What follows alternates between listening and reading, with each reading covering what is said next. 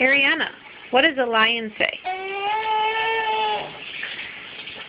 What does an elephant say? What does a monkey do?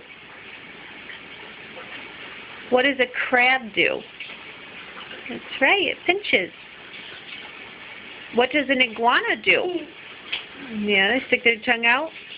Can you show me what an iguana does? And what does a cat say? Meow. What does a dog say? A dogga? That's right, you can say dogga. And what other animals do you know? What does a sheep say? Bah. Duck. What does a duck say? Quack. What does a duck say? Say it again.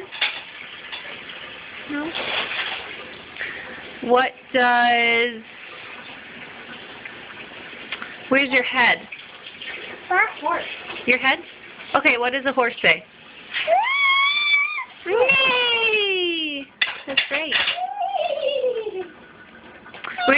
Where's your nose? Where's your mouth? Where are your eyes? Where's your chin? Where are your ears?